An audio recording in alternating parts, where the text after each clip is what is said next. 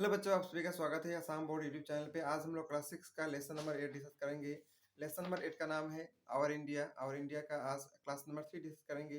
पिछला 2 क्लास के अंदर लोकेशन ऑफ इंडिया के बारे में और फिजिकल डिवीजन के बारे में डिस्कस किए थे। उसके अंदर द नॉर्दर्न माउंटेन के बारे में डिस्कस कर चुके हैं। आज का क्लास के अंदर द नॉर्दर्न प्लेन्स के बारे में डिस्कस करेंगे। The northern plane occupy the greater part of north India. North India का बहुत सारा पार्ट जो है नॉर्दर्न प्लेन ही कवर किया है। It lie towards south of the northern mountain. Northern mountain का साउथ में नॉर्दर्न प्लेन है। The plain is made of silts. A plain जो है सिल्ट से बना है, जो कि इंदस, गंगा, ब्रह्मपुत्र और इसका जो जितना भी ट्रिब्यूटरीज है ये सभी इससे जुड़ा है। द प्लेन में भी डिवाइड इनटू 3 पार्ट्स। इस प्लेन का 3 पार्ट है, जैसे कि पंजाब, हरियाणा, राजस्थान। ठीक है।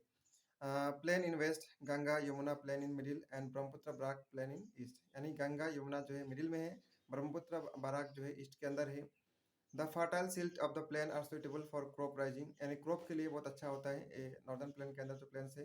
एंड हेंस डेंसली पॉपुलेटेड, इसीलिए यहाँ पे पॉपुलेशन भी बहुत ज़्यादा है। Sundarban located on the mouth of the Ganga. Sundarban नाम सुने होंगे, ये गंगा का माउथ के अंदर, इन गंगा और ब्रह्मपुत्र जहाँ मिलते हैं वहाँ पे सबसे लार्जेस्ट डेल्टा वर्ल्ड का जो है यही बनता है। In Ganga and Brahmaputra valley there are numerous oxbow lakes. यहाँ पे ऑक्सबो लेक्स भी मिलता है, स्वाम्स, वेटलैंड, चार्डलैंड, बील्स, ऐसा मिलता है। एक यहाँ पे बॉक्स में दिया है लेट्स नो करके। The plain form by river and tributary is called river valley. River valley किसको कहा जाता है? जो प्लेन होता है रिवर का और उसका जितना ट्रिब्यूटरी है उसका उसको मिला के कहा जाता है river valley. For example Indus valley या फिर गंगा वैली या फिर ब्रह्मपुत्र वैली। यहाँ पे फिगर में आप सभी लोग देखेंगे fertile plain of north India के बारे में फिगर में अच्छी तरह से दिया गया है। In south western part of north India plain lie Rajasthan, यानी south west part north India का राजस्थान है। द ग्रेट इंडिया डेजर्ट और थर्ड डेजर्ट, ये भी जो है इसका लोकेशन राजस्थान प्लेन के अंदर ही है। And hence land is dry. यहाँ पे लैंड ड्राई है, रॉकी है, सैंडी है और बहुत ज़्यादा गर्म है। The area is not schedule for agriculture due to scarcity of water. Area जो है एग्रीकल्चर के लिए अच्छा नहीं है, क्योंकि यहाँ पानी का बहुत कमी है। वेजिटेशन इज स्कैंडी, वेजिटेशन यहाँ नहीं हो सकता है। There is the area has number of short seasonal streams. Luni a major river and Chambal is vast salt water lake. यानी दो यहाँ पे रिवर मिलता है, जैसे कि लूनी ए मेजर रिवर है और चंबर जो है भास्ट सॉल्ट वाटर लेक यहाँ पे मिलता है राजस्थान एरिया के अंदर। इसके बाद नेक्स्ट हम लोग फिजिकल डिवीजन डिस्कस करेंगे, जिसका नाम है peninsula plateau. The peninsula plateau are located the south of the northern plain. Northern plain का साउथ में पेनिनसुला प्लेटू है। इट इज रफली ट्रेंगुलर इन शेप। इसका शेप जैसा है ट्रेंगल का, जैसा जैसा ट्रेंगल जैसा होता है उसका जैसा शेप है।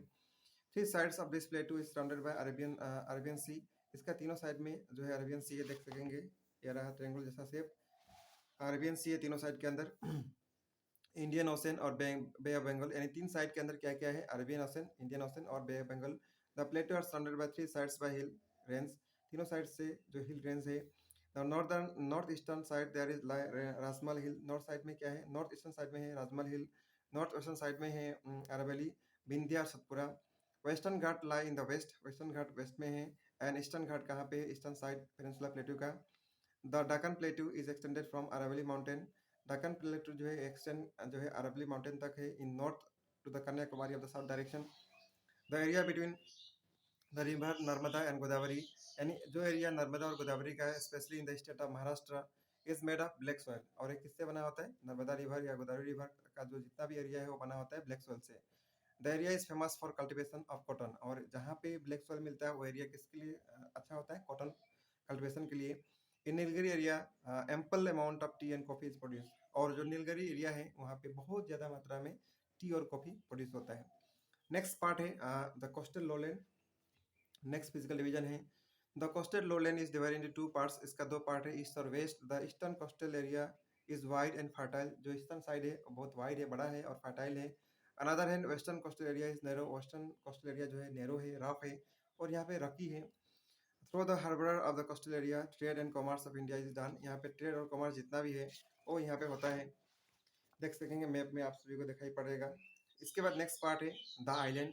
Apart from several island found along the coast of India there are two main groups of island. जितना भी आइलैंड मिलता है इंडिया में उसमें से मेन दो ग्रुप है।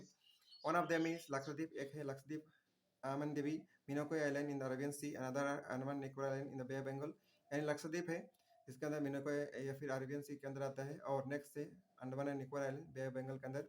This two islands are group of many islands. ये दोनोों जो है बहुत सारे आइलैंड से बना है, इसीलिए इसको कहा जाता है archipelago of various forms. Human habitat are found only in few of the island. यहाँ पे ह्यूमन बहुत कम आइलैंड पे ही देखने के लिए मिलता है।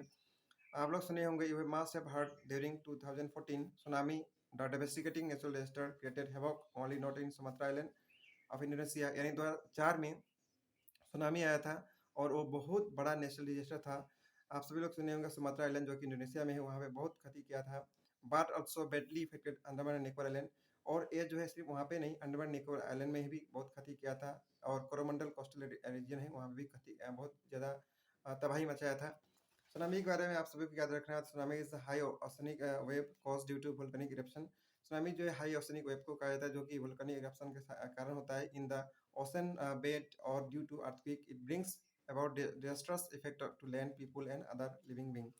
इंडिया का मैप है, यहाँ पे स्टेट और यूनियन टेरिटरी के बारे में दिया गया, कैपिटल भी दिया गया है, आप सभी लोग पढ़ सकेंगे। तो आइए जानते हैं कितना स्टेट है, कितना यूटी है। और India in union is from 29 state and 7 union territory, लेकिन अब ऐसा नहीं है, 28 स्टेट है और यूनियन टेरिटरी कितना है, ये है 8। ठीक है। For smooth administration and management the state have been divided into district, और अच्छा मैनेजमेंट हो इसीलिए इसका डिस्ट्रिक्ट में डिवीजन किया गया है। The union territory of India, union territory का नाम इस प्रकार है, दिल्ली, चंडीगढ़, पौंडीचेरी, अंडमान एंड निकोबार आइलैंड, लक्षद्वीप और दामन एंड दीव, दादर नागर हवेली, दोनों मार्च हो चुका है, एक ही हो चुका है। और दो नया बना है, जम्मू एंड कश्मीर, और नेक्स्ट बना है क्या, जम्मू एंड कश्मीर, और एक बना है लद्दाख। ठीक है। At present, at present, Delhi is declared as national capital of India area. Delhi जो है नेशनल कैपिटल एरिया भी इसको कहा जाता है, एनसीटी कहा जाता है। India is a land of contrast, people of different group living here, यानी अलग अलग ग्रुप का पीपल यहाँ रहते हैं, speaking different language and dialect, और अलग अलग भाषा भी बोलते हैं।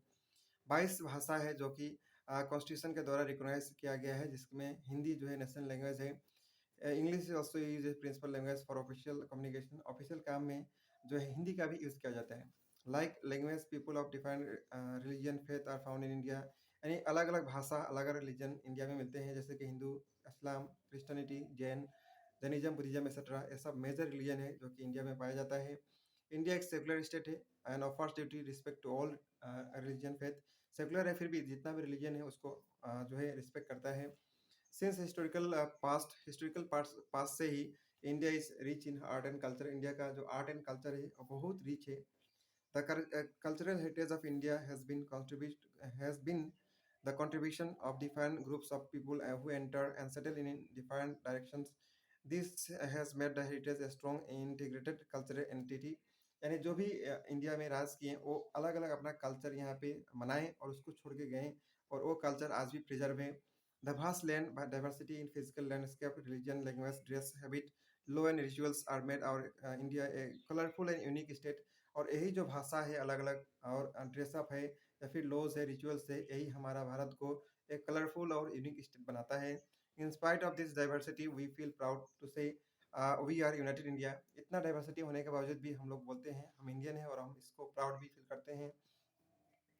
The tolerance cooperation feelings of unity among India reflecting a sense of brotherhood, और जो हमारे अंदर टॉलरेंस है, कोऑपरेशन है, या फिर जो यूनिटी का फीलिंग है, ये हमारे को भाईचारा का महसूस कराता है। और ये जो है हेल्प करता है कंट्री को crept out niche among the nation of the world, और वर्ल्ड में हमारा देश का नाम भी एक महान देशों में से आता है। ठीक है। तो इसी के साथ हमारा जो क्लास 6 का चैप्टर नंबर 8 था, लेसन नंबर 8 था और इंडिया, समाप्त होता है। नेक्स्ट वीडियो के अंदर हम लोग इसका जो क्वेश्चन आंसर है उसको हम लोग डिस्कस करेंगे, जिसको हम लोग नेक्स्ट क्लास में